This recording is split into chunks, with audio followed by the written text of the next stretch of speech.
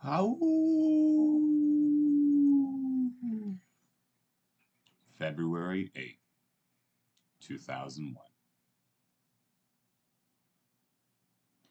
Mom heated up leftovers tonight after the return of Alvin from jail earlier this evening. Both my parents picked him up after work today, which was why Mom didn't have time to cook from scratch, her usual and preferred way to make dinner. Reheated split pea soup, microwaved noodle casserole, and slices of Mom's homemade bread were our supper at almost 7 p.m., 2 hours later than typical. Alvin was for sure somber, we can say, but he smelled like throw up and a dirty bathroom when he came in. Dad instructed him to shower first thing. He didn't even notice me when he climbed the stairs into the den where I was doing math homework. He just walked past me toward the restroom, almost slamming the door. Minutes after the water started running, I could hear Dad go into the restroom and start the first of his multi-part "Welcome back to my house, my rules" lecture series. He wasn't speaking loud enough to make out the words said behind the bathroom walls, but Mom and I knew the drill. We set the table in silence, her face more serious than mine. Dad latched the restroom door behind him. His sigh of exasperation filled the empty kitchen, cueing Mom in to see if she could soothe whatever specific worry was his bother. It seems his worries get more and more serious each year, especially now that Alvin was caught driving with weeds in his car. My parents made rumors about him using dopes like a hippie, but it just doesn't make sense. He went through our school's anti-drug program too. He had the pledge shirt signed by everyone he knew, committing to never dirty his body and mind with drugs like booze and cigarettes and weeds. I went through the program last year, making it extra fresh in my sixth grade mind. What was he doing with them in his car? Is that how he uses weeds in his car? I mean, at least he's not drinking and driving, right? That's way more distracting than just having plants in one's car. At least when transporting weeds, the eyes can stay on the road. Drinking makes you have to tilt your head back for each sip. That's much more dangerous. I guess the police knows what they're doing, but I don't really know what the big problem with carrying around bags of dandelions and pickles. Maybe he was smelling the flowers while driving or blowing their seeds out the window to plant in other people's yards. And since that would be worse than cigarettes, they had to pull him over? Does driving with weeds make someone distracted or confused like drinking and driving? My parents never drink and drive. I mean, occasionally my mom or sister Leona would use a straw to sip from their iced coffee, but to my knowledge, coffee's not illegal. That must be why everyone's always having mugs of coffee while driving, because that's legal, but just barely. My sister sips her mug of coffee at red lights. Dad was muttering to Mom in the kitchen about the need to arrange for them to retrieve Alvin's car from the impound, where the police put the cars of arrested criminals. Such as an absolutely crazy idea that my brother's been to jail overnight too. He had to sleep in a cell. I've never even been to the police station in Meadowdale. Was that where he was overnight? Or was he driving where his friends in Georgia Heights? Or maybe even Gary? Dad always says that's area's worse for drugs and getting kids caught up in crime. Alvin wore pajamas to the dinner table. saying he just wanted to cuddle in the comfort of his bed at the entire night. The tone reminded me of my brother, but the words were like from another person's script. It felt like. My brother wore t shirts with controversial band logos on them, Jinko jeans, and black etnies, while he rode around in an Impala, about as old as he was. The velvety seats of its interior usually gave the bad boy look to my brother, unlike his Kermit pajamas now. I didn't even know he had those his size. I feared for his soul now, though. He wasn't scared to break the law anymore. While we have all sinned and fallen short of the glory of God and all that, I have never broken any laws in my 11 years on earth. I just cannot figure out why my brother would choose to live that way. He didn't have to. My parents had forgotten to close the curtains and blinds amidst the chaotic dinner time on this very strange school night. Star and moonlight were bright in the dark and wintry sky, and it might have overpowered the street lamps if I was seeing things correctly. Looking back toward the table from the nearest window, I got very tense all of a sudden, thinking my family had each become wild beasts.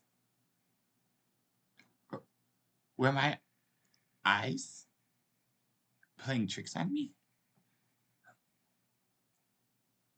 Was this those weeds Alvin carries? Almost as if we had each become beastly versions of ourselves, feasting on a hunted prey together. My brother's form took on another under the glare of the full moon, like a young wolf man, beaten and badly wounded after a night with animal control, but a predator still. Freezing in my seat, I moved just my eyes to prevent my family members from noticing me. Watch them devour their portions. In the reflection of the window, I was looking over my own reflection, or my form, or it wasn't clear, but blurry. Nevertheless, this furrier image of myself in the moonlit window had what might have been antlers or horns. Was I a reindeer or moose, in fact? Once this metaphorical reflection or weeds caused vision began to fade back into fully human people seated in front of dinner plates in a non symbolic way. I no longer showed either of those forms in the window. No, both Alvin and I were feeding again upon the same leftovers reheated by Mom, sourced by both her and Dad's labor of love for us. The ham chunks floating in our pea soup, the beef and cheese in the noodle bake, even the crab ground into the bread slices. They were each similar, I felt, to the weeds my brother got caught carrying. Should my apparent two-horned form in the vision mirror I just saw eat this much meat too? Under the effect of this full moon's light shining through the curtains of our picture window in the dining room, I could almost foresee a scenario where my brother's fate becomes mine. I must follow the path Leona has been spared to follow. Last month,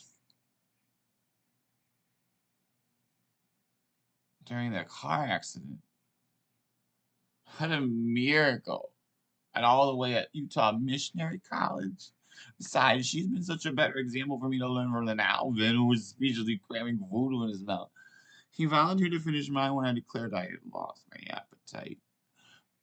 On younger nights, Mom and Dad would insist I eat everything on my plate before leaving the table, sometimes holding me there until finishing everything on my plate up to an hour after my siblings left.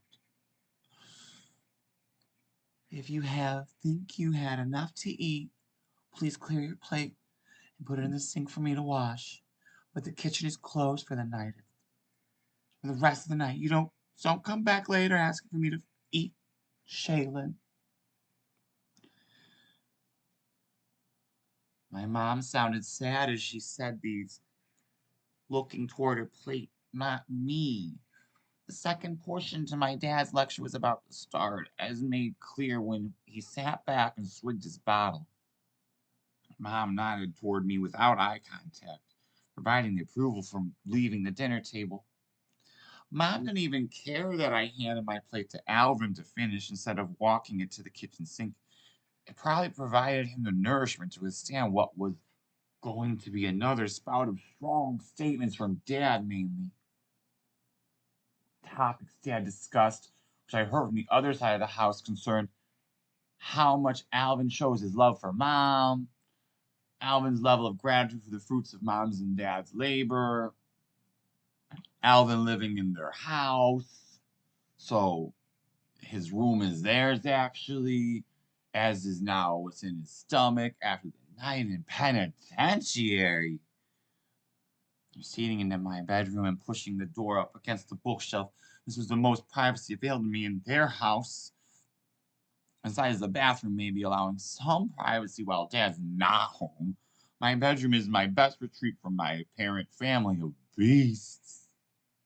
Again, as it became Dad's house, Dad's rules loud and clear tonight. That explains why Dad barging into the bathroom or whatever, whenever should be expected if he's home, right?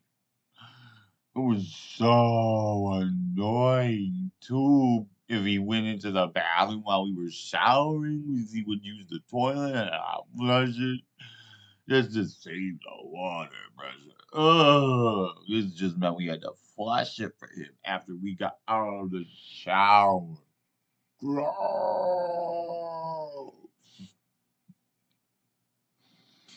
As for my bedroom door, Dad chose to place a too wide a bookshelf for the space between the door's edge and the room's corner, preventing me from being able to fully close it ever again.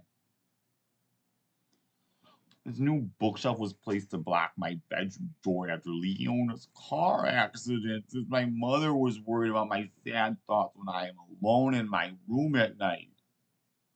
Well, I brought the door as close to the bookshelf's edge as possible, feeling safer from the lessons supposedly being taught to my brother. Alvin never looked like he listened when Dell yelled at him. I could feel a thickness of anger fill the house's atmosphere, almost as if it crawled under my skin slightly, as the fullness of the moon reminded itself to me in the solitude of my bedroom. While continuing language arts homework was on my to-do list, I could not think or help myself. The way my only brother was possibly treated by the police and other criminal strangers for an entire night, pulled from his car, made to wear handcuffs, sit in the back of a police car, along with two adult men he never met, and with weapons at their disposal. Did he resist or allow himself to get arrested easily? My brother has fought before, even me. But not since he was in elementary school, I think. Until he fights without people finding out now. Tonight, rage built up against my dad for not letting the police for letting the police take him. He didn't stop them. He didn't defend Alvin from them. He didn't protect my brother from those dangers, and that was his preferred son. He built a room. If Dad doesn't protect Leona or Alvin, would he even protect me when I need it? What hope will I have if I am just another monster like them too? Shaylin R. Bingle.